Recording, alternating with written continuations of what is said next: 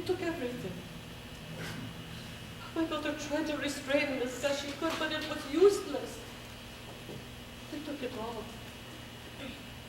They left us helpless with what we had in our bodies. They took everything.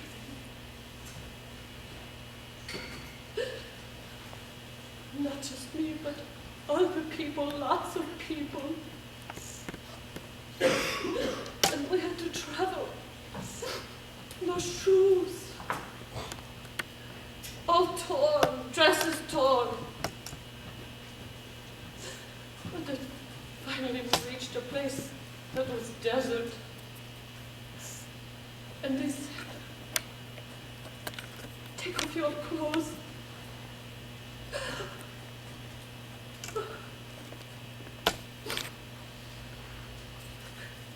They took our clothes, our jewelry, our money.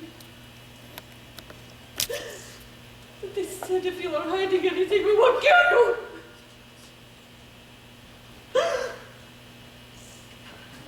So we gave it all to them because we were powerless. They had the guns.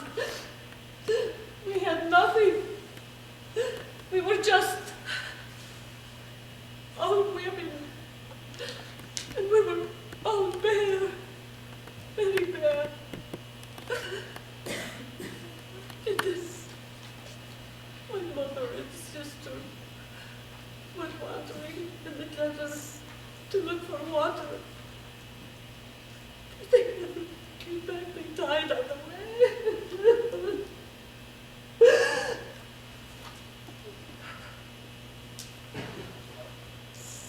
No clothing, no food, no water, no mother, no sisters, no God.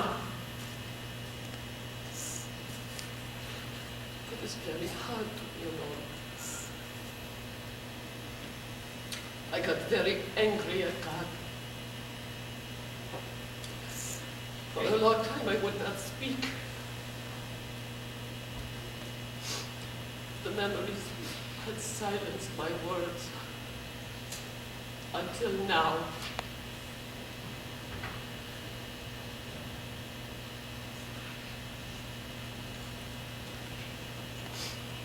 Nights,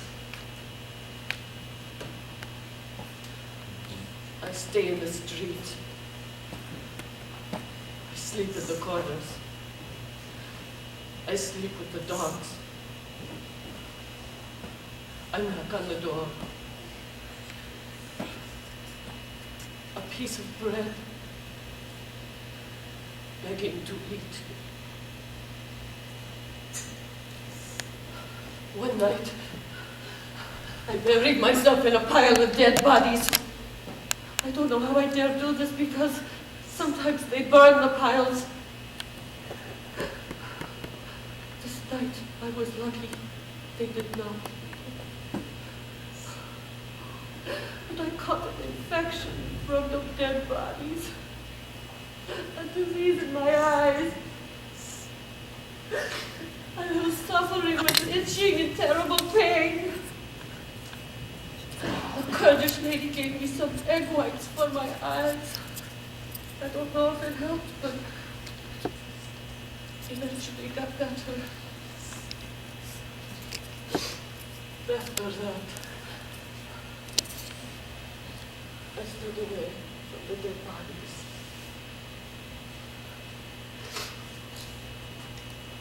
A kindly Turkish lady took me to her home and asked me if I would teach her daughter English. Oh. But her daughter was not interested in learning, but took great delight in putting her cigarettes out into my hands. Her husband was afraid the soldiers would come. So the woman walked with me miles and miles to the Kroonegade. Where I found my schoolmate.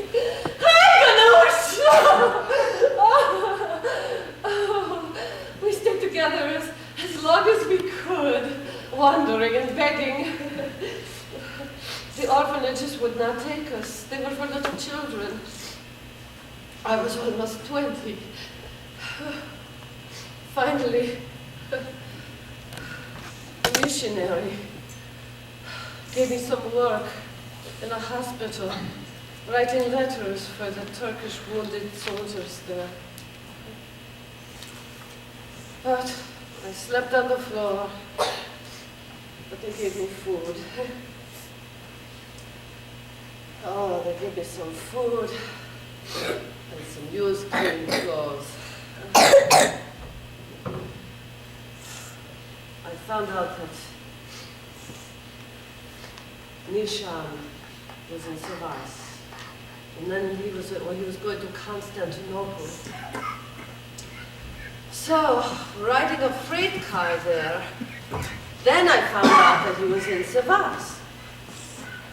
Near East Relief told me that they needed teachers in Izmit, so they gave me some money to ride a boat there.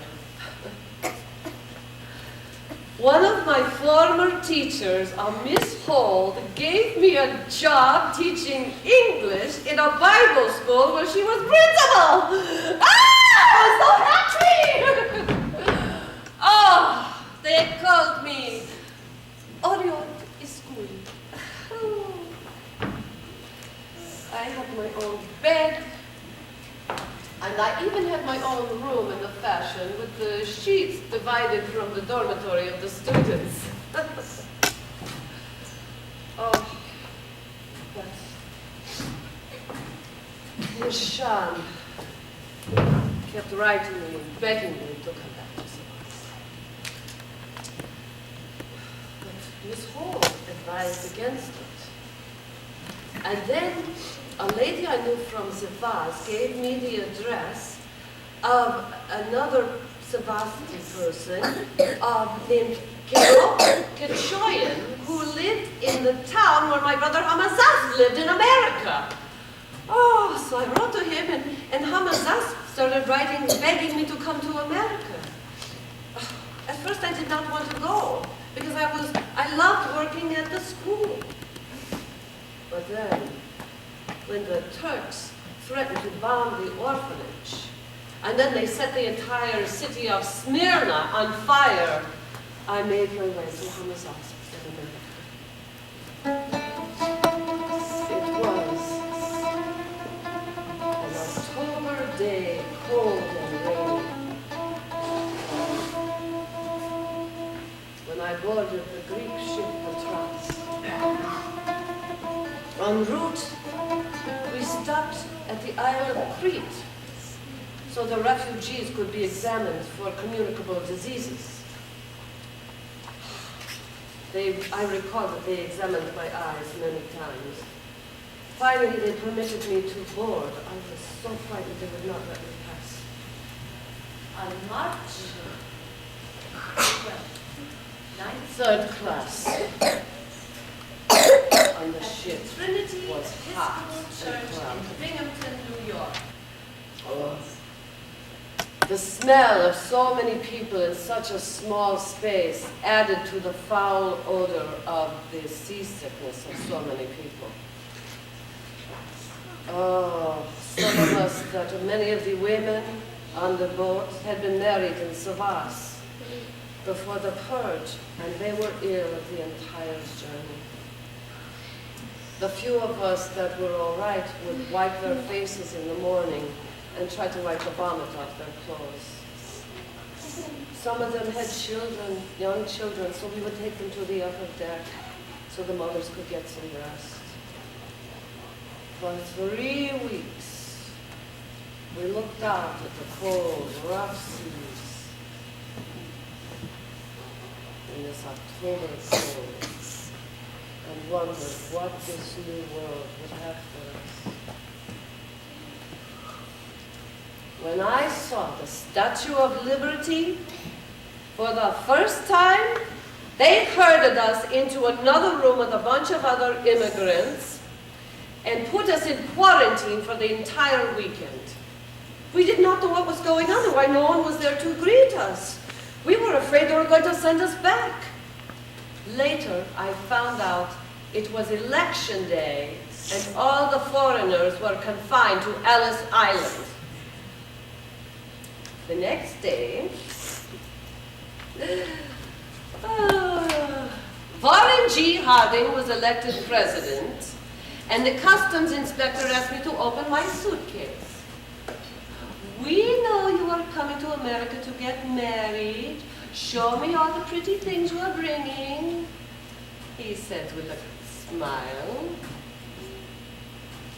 His smile faded when he saw all the hand-me-downs from the orphanage in my suitcase. Oh, and then he said something about, who would marry such a poor girl as you?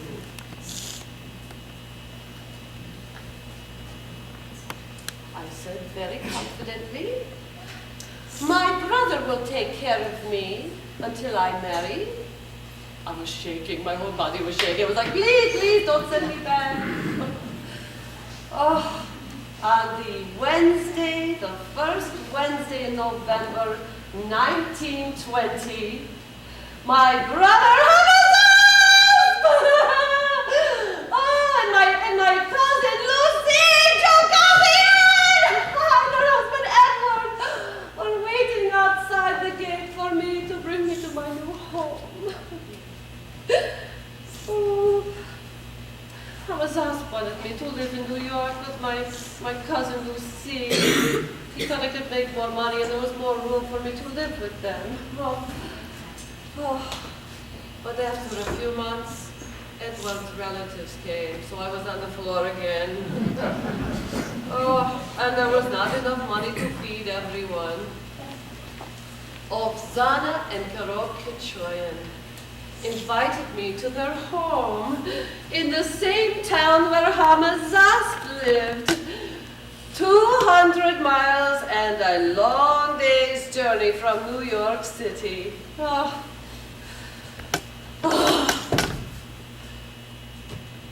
long afterwards, a young man came to call on me. Levan Frangulin.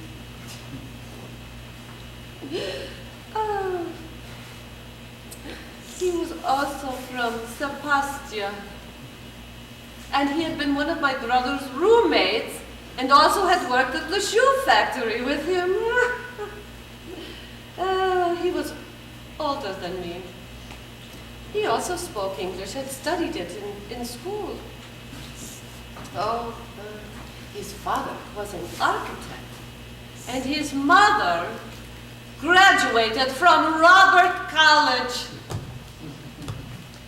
He came to the United States in 1909. He enlisted in the Army, the United States Army, and fought in World War I. And that's where they changed his name to Leon Frank.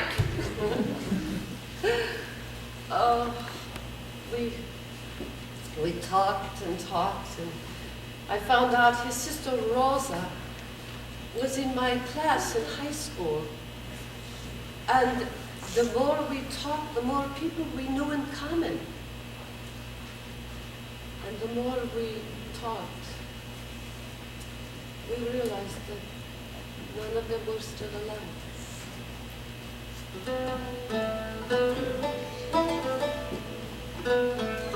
Leon called on me one more time before he proposed.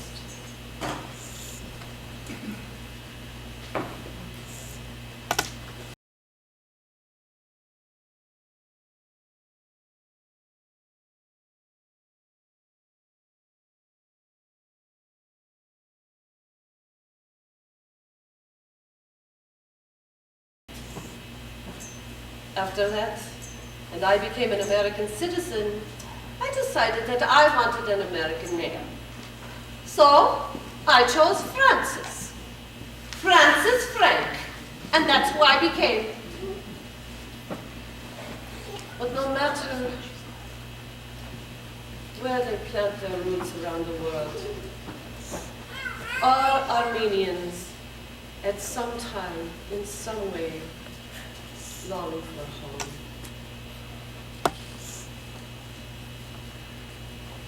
long ago, my father used to sing this song, Galicia.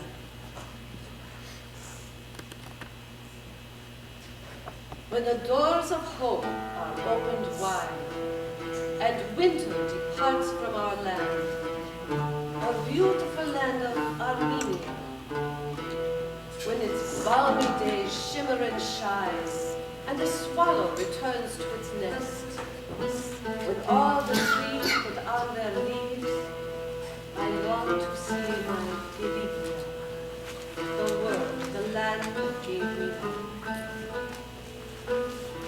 There is an age in our lives when all desires cease, an age where the yearning spirit longs for its memories. When my heart grows cold, giving its last greeting to love, may I repose in my Galicia, the land that gave me life. Yet for pat vintern husolo, yet merjer gren achtasemer, chuklag gir mer agmenjo, yer peiler jur, tax rigore, yet vos is on I puntana, je pensare ad lingere, santantes nes in Galicia,